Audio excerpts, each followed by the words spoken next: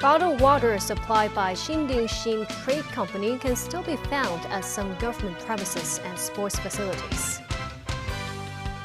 All local tropical cyclone warning signals will be cancelled at 8:20 this evening.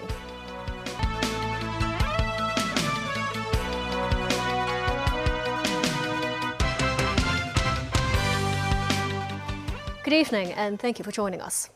The government has earlier partially terminated a contract with Xindingxin Trade Company Limited, which is supposed to supply bottled drinking water to some government offices. This after the company was accused of passing off, putting another firm's labels on their water bottles. Today, the company's water can still be seen in various places, including some government premises and sports facilities. Some legislators have urged the authorities to conduct background checks before awarding a contract. Samantha Lee tells us more. On Saturday, the government logistics department partially terminated a bottled water contract that was awarded to Xindingxin. The department has also referred the case to the police for investigation. Meanwhile, Xindingxin's bottled water can still be seen in many places, such as the Legislative Council complex and Hong Kong Squash Center. This lady said she was a bit concerned about the safety of the water and would rather choose other popular brands. This woman said she was not so worried as she has confidence in the government's inspection work and believes the action of passing off has nothing to do with water quality. According to the contract award notice, Xindingxin Trade Company Limited was granted 2 contracts respectively in June.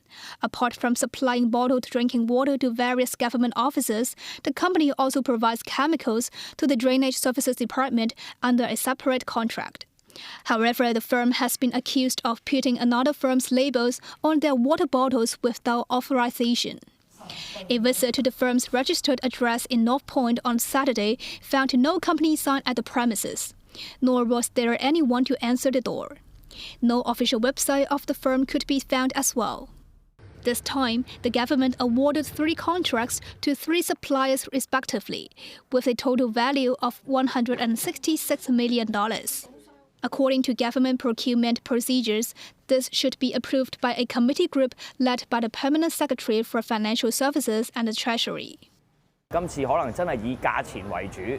Lawmaker Adrian Ho said the tender price should not be the leading nor the only assessment criterion. He believes officials should also take the firm's credibility and past performance into consideration. He added that more high-ranking officials should take part in the scrutiny process. Samantha Lee, TVB News. Despite losing the bottled water contract, Xindingxin Trade Company Limited is a supplier of chemicals for the Drainage Services Department. The department confirmed that all the chemicals involved have met the specifications. In June, the Drainage Services Department awarded a contract valued at over $6.8 million to Xindingxin, involving 940 tons of sodium bisulfite solution. The department said the chemicals were used to remove chlorine from wastewater from the Stonecutters Island sewage treatment works. The department stressed it has a strict testing regime for the chemicals, noting that all samples have fully met the standards since the commencement of the contract. The number 1 standby signal is in effect but will be cancelled at 8:20 this evening. The Hong Kong Observatory says that under the combined influence of the ridge of high pressure over southeastern China and the tropical depression, strong winds will occasionally blow offshore and on high ground tonight and early tomorrow. The outer ring band of the system will continue to bring squally showers and thunderstorms to Hong Kong. In the past few hours, the tropical depression has been moving steadily west-northwestwards while maintaining a distance of more than 600 kilometers from Hong Kong. It is expected to pass over the southwestern coast of Hainan Island tonight and move further away from Hong Kong. The tropical depression in the South China Sea is moving northwestwards and is expected to bring heavy downpours to Hainan Island, Guangdong, and Guangxi.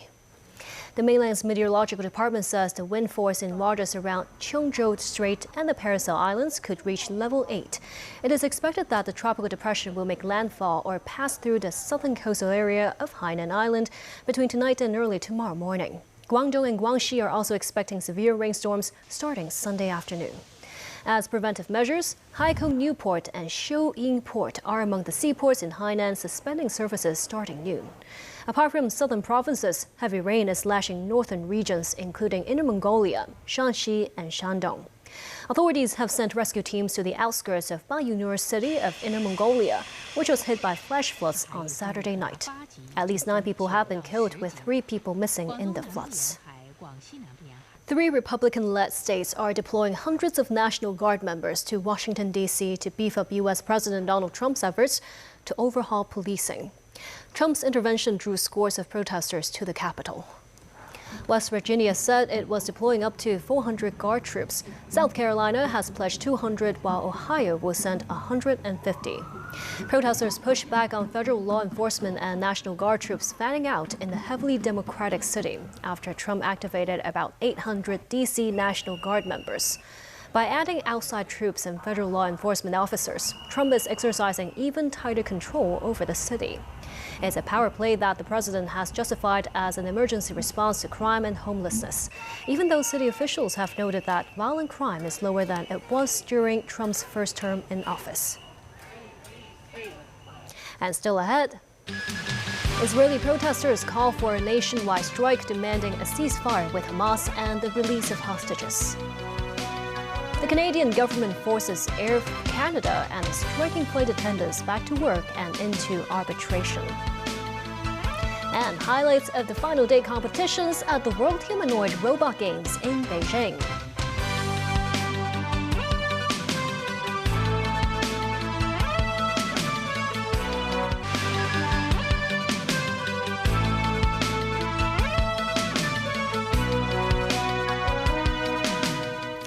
Welcome back. The families of Hamas-held hostages in Israel have called for a nationwide day of action to protest against Israel's military expansion in Gaza. Many ordinary Israelis are refusing to go to work in support of those relatives who fear that the planned occupation of Gaza City will lead to the death of their loved ones and will extend the war. David Garrett reports. Israelis being urged not to go to work, a nationwide stoppage or strike. This group blocked most of the lanes of a highway into Jerusalem. Some vehicles able to get past sounded horns in support. This picket line is not about pay, conditions or pensions. It's about Gaza.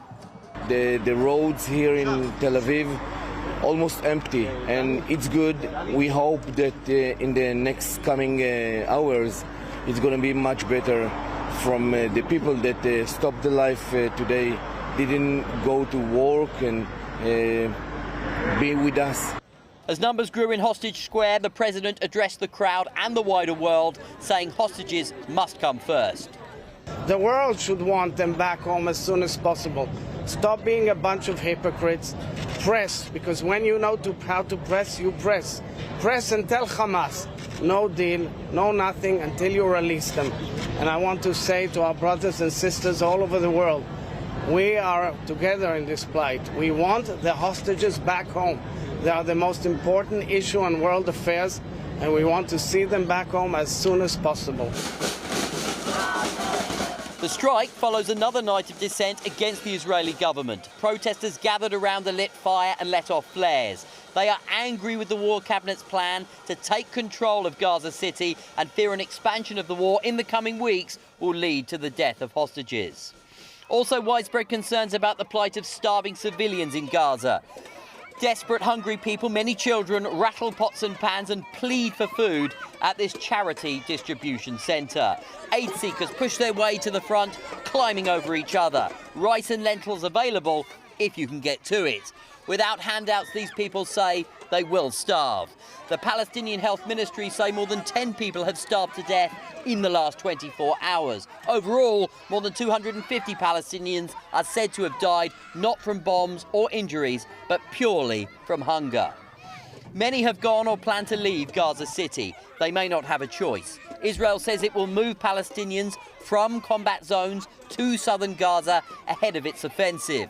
More than 4/5 of the Gaza Strip is already classified as a prohibited military zone or under an evacuation order. The Israel Defense Forces say they will allow more Gazans access to tents to ensure their safety if they are relocated. David Garrett, TVB News. The Canadian government has forced Air Canada and the striking flight attendants back to work and into arbitration.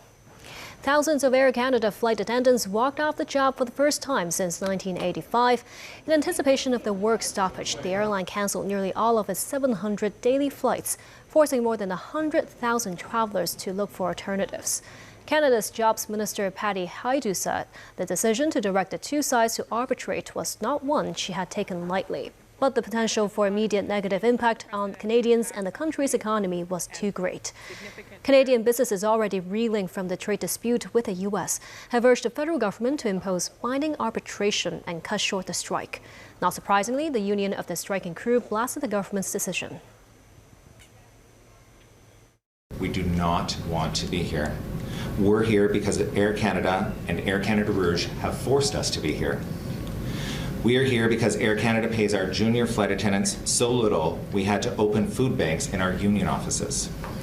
Because our flight attendants are living 6 or 8 or 10 to a 2-bedroom apartment in Toronto or in RVs in the parking lot in the Vancouver airport.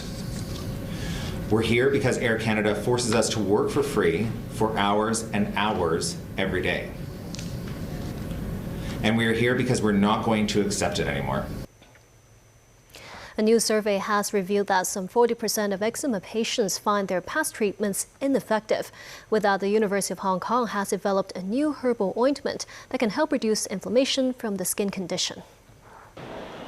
The Medical and Health Advancement Federation surveyed 240 working adults with eczema between June and July. More than 70% of them had tried using steroid creams to treat their skin issues, but less than 40% were happy with the results.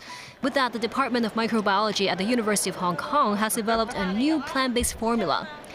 Made into an ointment for direct skin application, it contains multiple compounds that can weaken the toxicity of Staphylococcus aureus, or the golden staph on the skin, thereby reducing inflammation. Eczema patient Ada says the redness of her eczema improved within a week, and after a month, some blisters or itching didn't come back, and she could finally sleep well. HKU professor Richard Koh says they scour for active ingredients in herbs that don't kill bacteria but instead neutralize their toxicity to create the ointment. Medical experts say stress and weakened immunity may trigger or worsen eczema and remind patients that a regular sleep pattern, balanced diet, and exercise can all help ease symptoms. Today marks the final day of competitions at the World Humanoid Robot Games in Beijing. Here's a look at the humanoid races and how fast the bots can run. In the 100-meter race, who can be the Usain Bolt among the bots? At the World Humanoid Robot Games in Beijing, China takes all 4 final spots in the sprint showdown.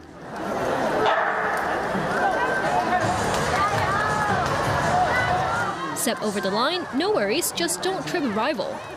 Lane 4's contestant from Beijing's Lingyi Technology almost leads from start to finish and crosses the finish line first with a 22.08-second record.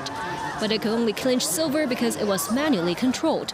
Go fully autonomous in their sprint, the robotic racer can get a 20% cut to their finishing time. The gold medal this time goes to Lane 2's Beijing Tiangong bot, which clocked with 21.5 seconds.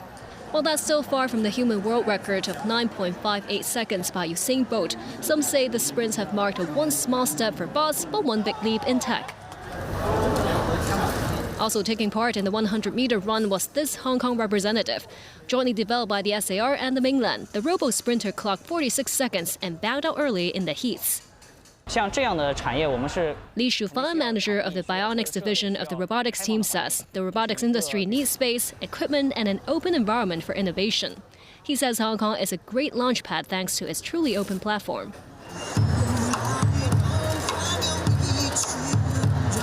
While some bots still need a human helping hand, others can also run solo. Could the bots one day outrun their makers? Li believes robots can help out with mundane, repetitive tasks such as pruning trees and hauling heavy objects, so humans can shine in other creative work. And that's the news. Stay tuned to the 10 past midnight news roundup tonight. Thank you for watching.